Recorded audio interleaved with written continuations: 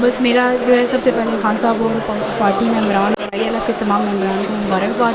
हमारी बहुत बड़ी विक्ट्री है और आवाम से मेरा यही रिक्वेस्ट है कि जनरल इलेक्शन में भी जो है ना इसी तरह आपने खान साहब को जो है ना 2/3 मेजॉरिटी देनी है, ताकि हम जो है आगे एक अच्छे जो है ना वो स्ट्रेंथ के साथ आएँ और जो इस्लाहात करना चाह रहे हैं पाकिस्तान के लिए वो ज़रूर करें। Thank you so much. मैं ये समझता हूँ कि ये मुल्क के अंदर कानून की हुक्मरानी कायम हुई है और मुल्क का जो अंदर कॉन्स्टिट्यूशन के साथ खिलवाड़ कर रहे थे उनको ये वाज़ेह मैसेज दिया है। तो लिहाजा मैं समझता हूँ कि जहाँ तक सुप्रीम कोर्ट ने अपना आर्डर किया है वो बिल्कुल आइन और कानून के मुताबिक है। और फुल बेंच की जहाँ तक इनका था, तो इससे कबल भी कौमी असम्बली का इसी तरह का एक इशू खड़ा हुआ था, तो वहाँ पे भी फुल बेंच नहीं बना था। तो ये इस्तेकाक होता है सुप्रीम कोर्ट के चीफ जस्टिस का, चूँकि उनको इख्तियारात असल है उसके मुताबिक होते हैं। लेकिन कल की जो शर्मनाक हरकत पार्लियामेंट के अंदर की गई है, जो करारदाद पास करके एक मैसेज दिया गया है कि सुप्रीम कोर्ट को वो अपने लॉ मिनिस्टर अपने ताबे लाना चाहता है। हम चाहते हैं कि मुल्क की ये सुप्रीम अदारा है, लीगल फर्टेनिटी से हमारा तल्लक है और तमाम लॉयर्स इस बात पे कायम हैं कि आइन और कानून की तशरीह सुप्रीम कोर्ट कर सकती है। जहाँ तक 18वीं तरमीम का तल्लक है, 18वीं तरमीम के तहत इन्होंने इख्तियारात सारे ही इन्हीं को उसके अंदर ये लिख दिया गया था कि पार्लिमानी कमेटी के अंदर उसको बाइख्तियार बनाया गया था कि जो डिसीजन करेगी तो वो मनोआन तस्लीम किया जाएगा। सुप्रीम कोर्ट ने इनको क्वेश्चन रखा सामने कि क्या पार्लियामानी हेड जो डिसीजन कर लेती है क्या वो एक्सेप्टेबल है या उसके बाद कोई लेटर की कोई हैसियत होती है। तो मैं ये समझता हूँ कि जो सियासी मसखरे हैं इस मुल्क को इस दाने तक पहुँचाने में जिन लोगों ने किरदार अदा किया, ये 13 पार्टियाँ जो चूँ चू का मरबा है, ये सिर्फ अपने इक़्तिदार की रवश को आगे बढ़ाने के लिए, अपनी रूह को तस्लीम पहुँचाने के लिए 22 करोड़ आवाम का जो मैंडेट है उसको चुराने के लिए और आकाओं की ग़ुलामी करने के लिए मुल्क को इस हाल पे ले आए हैं। ये 3 महीने के अंदर, जिस तरह खान साहब ने कल फरमाया है कि 3 महीने के अंदर इन्होंने रुपये की कदर इस कदर कम कर दी है कि वो 53 पे गिर गया है। और ये अगर मज़ीद मुसन्नत रहते हैं 2 से 3 महीने, तो ये डिवैल्यूएशन होके मुल्क का सत्यानाश हो जाएगा, कर्जों में इजाफा हो रहा है, ये नहीं संभाल सकते, इनके बस की बात नहीं है। खान साहब ने कहा कि जनरल इलेक्शन में जा रहे हैं, लीगल फर्टिलिटी हम यही चाह रहे हैं, लीगल ये गवर्नमेंट अनाउंस करे, ये आगे नहीं चल सकते वो अनाउंस करें। लेकिन उसके साथ ये है कि गैर जानबदार इलेक्शन कमीशन, जो चीज़ के लिए हम डिमांड कर रहे हैं, बार बार कर रहे हैं कि इस इलेक्शन कमीशन चूँकि एक आइनी ओहदा है, चूँकि सियासी मूवमेंट के जरिए तो हटेगा नहीं, उसको आज खुद रिज़ाइन करना चाहिए। वो कंट्रोवर्शियल हो चुका है। 17 जुलाई के इलेक्शन में आप देखें कितना मुर्दा लोगों को, जिंदा लोगों को मुर्दा में कन्वर्ट कर दिया गया, कितनी बाज़ब्तियाँ हुई। और इस तनाज़र के अंदर अगर आप आगे इस बात को आगे बढ़ाएं कि 100% गवर्नमेंट मशीनरी को इस्तेमाल करते हुए उन्होंने रिगिंग की, 90% कोशिश की, लेकिन आवाम का समुंदर ठाटे मारता हुआ समुंदर एक तरफ था। उन्होंने 2000, 3000, 4000 तक रिगिंग ज़रूर की है, लेकिन मतलब वो बेज़ब्तियाँ आई हैं, लेकिन उसके बावजूद उसको मात नहीं दे सके। लोगों के अंदर एक गुस्सा है, जज्बा है। जिस तरह खान साहब ने रात को कहा कि इसको हम श्रीलंका की कैफियत बना रहे हैं इस मुल्क को, हम बांग्लादेश से पीछे हो गए, हम भारत से पीछे हो गए, 90s की दायरे के अंदर ये तरक्की कर रहे थे। लेकिन इसकी वजूहत क्या थी जिसकी वजह से ये हम इस स्टेज के ऊपर इनको जो है ना खुशामदीद कहना पड़ा। लाने वाले भी इनको परेशान हैं, अब ये खुद भी परेशान हैं, और जो इस्तेमाल हुआ वो कह दें कि हम जान छुड़ाएं, तो कैसे छुड़ाएं। तो उसका वाहिद तरीका ये है कि आज आपका जो कौमी असम्बली की पार्लियामानी कमेटी का इजलास हो रहा है, आपकी PADM की चूचू का रबे का इजलास हो रहा है, आज ये अनाउंस करें आप कि आप जनरल इलेक्शन की तरफ जाना चाहते हैं, लेकिन उसके लिए फ्री एंड फेयर इलेक्शन उसको यकीनी बनाएं, ताकि कल ऐसा ना हो कि आप बाहर निकले और आ रहे हैं और कहते हैं जी हम इलेक्शन नहीं मानते। उसके लिए अमेंडमेंट करें।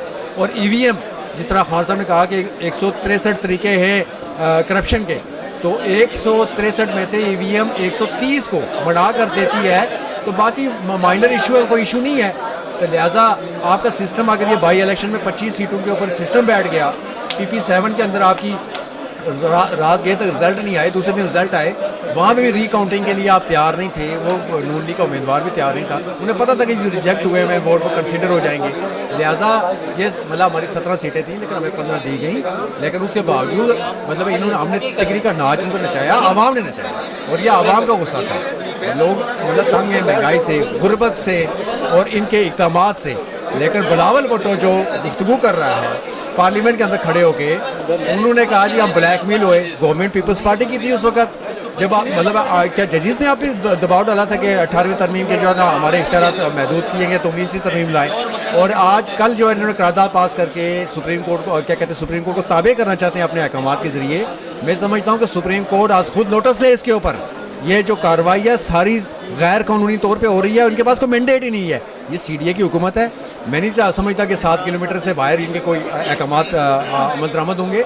लिहाजा हम ये समझते हैं, भरपूर हमारा मुतालबा है लीगल फ्रेटर्निटी की तरफ से कि आज के इजलास के अंदर ही PDM ये ऐलान करे कि हम जनरल इलेक्शन की तरफ जा रहे हैं, लेकिन उसको मशरूत करे और इंश्योर करे, चूँकि पब्लिक का इंटरेस्ट इन्वॉल्व है कि फ्री एंड फेयर इलेक्शन के लिए जानबदार इलेक्शन ज़रूरत नहीं है, गैर जानबदार इलेक्शन कमीशन हमें चाहिए, जिसके तहत ये सारा मामला आगे बढ़े। और इसकी सेलिब्रेशन हम कर रहे हैं, हम कोई तकबर नहीं कर रहे। ये आवाम की फतह है, मुल्क के अंदर आइन और कानून की फतह है। सुप्रीम कोर्ट के जजेस ने अगर ये फैसला दिया है तो कानून की मंशा को सामने रख के किया है, तो हम इसको अप्रिशिएट करते हैं लीगल फ्रेटर्निटी।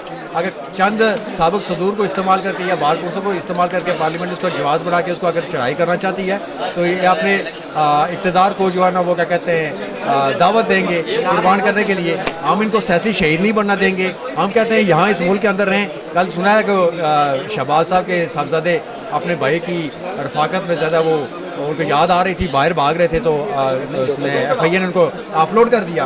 और सुनने में आया शाम में कि DG FIA को चेंज कर दिया गया है। तो लिहाजा ये अपने मकासद हासिल करने के लिए आए थे, जो मनोअन इन्होंने NRO 2 अपने आप को दे दिया है। लिहाजा ये शर्मनाक मुकाम है। 1100 अरब रुपये का जो कुम का लूटा हुआ पैसा था वो अपने आप को माफ़ करवाया। जरदारी साहब अब दुबई मज़े लूटने चले गए। उनको पता था कि ये सुप्रीम कोर्ट का फैसला आएगा। उन्होंने आखिरी पता मतलब चौधरी शुजात को पैसों के जरिए खरीदने की कोशिश की, ख़ानदान के अंदर फूट डाली, लेकिन मुनस सिलाई ने, मैं समझता हूँ कि खान साहब के विजन के साथ खड़े हैं। खान साहब ने कहा कि काफ लीग उम्मीदवार हमारा है और जो हम चाहेंगे वो करेंगे। पार्टी के साथ खड़े हैं, पार्टी के विजन के साथ खड़े हैं। हम पंजाब के अंदर जिस तरह खान साहब ने रात में कहा कि वो बेरोज़गार का जो मामला इन्होंने ख़त्म कर दिया था, एहसास प्रोग्राम बहाल करेंगे, सेहत इंसाफ कार्ड बहाल करेंगे, वो जो गरीबों के लिए जो हमने राशन कार्ड लाया था वो बहाल करेंगे। ये तमाम चीज़ें जो हमारे पंजाब हुकूमत के अंडर आती हैं 18वीं तरमीम के तहत जो हम कर सकते हैं वो करेंगे। जो 26 जुलाई को अदलिया ने बहुत अच्छा फ़ैसला किया और बहुत मेरिट के ऊपर फ़ैसला किया। एंड जो फ़ैसला हुआ है वो हमारे हक़ में भी हुआ है। और आवाम से भी यही कहना चाहूँगी और थैंक्स सबसे पहले तो सबको मुबारकबाद पेश करना चाहती हूँ इस विक्ट्री के लिए। एंड सेकेंडली पंजाब में हमारी PTI की हुकूमत आ चुकी है और इंशाल्लाह बहुत जल्द पाकिस्तान में भी इमरान खान साहब 2/3 वोट से वापस आएंगे। तो सबको कांग्रेचुलेशन वंस अगेन। एंड बहुत जल्द खान साहब वापस आ रहे हैं। 17 तारीख को जिस तरीके से अवाम ने पाकिस्तान तहरीक इंसाफ को पंजाब में एक विक्ट्री दी है वो तो काबिल तहसीन थी। और इसके बावजूद कि इलेक्शन कमीशन ऑफ पाकिस्तान तमाम सियासी जमातें और बाकी मीडिया चैनल्स जितने भी थे सिवाय चंद चैनल्स के तो वो सपोर्ट भी नहीं कर रहे थे, लेकिन पाकिस्तान तहरीक इंसाफ की एक मार्वलस विक्ट्री थी जिसको उन्होंने अचीव किया। उसके बाद 26 तारीख को जो सुप्रीम कोर्ट ऑफ पाकिस्तान ने जो फैसला दिया है वो इंतहाई काबिल सताइश फैसला है। उसकी वजह ये थी कि पाकिस्तान की तमाम बड़ी सियासी जमातों ने, पाकिस्तान की चैनल्स ने, सब ने मिल के एक प्रेशर बिल्डअप किया हुआ था फुल बेंच के हवाले से कि फुल बेंच बनना चाहिए। तो मैं ये समझता हूँ कि सुप्रीम कोर्ट ऑफ पाकिस्तान ने एक इंतहाई मुनसिफाना फैसला दिया है, आइन और कानून के मुताबिक फैसला दिया है। इससे आपकी जमहूरियत भी मजबूत होगी और इससे आपकी सुप्रीम कोर्ट की सुप्रीमेसी जो कानून की आइन की जो सुप्रीमेसी है उसको भी इंशाल्लाह यहाँ पर दुआ मिलेगा पाकिस्तान में।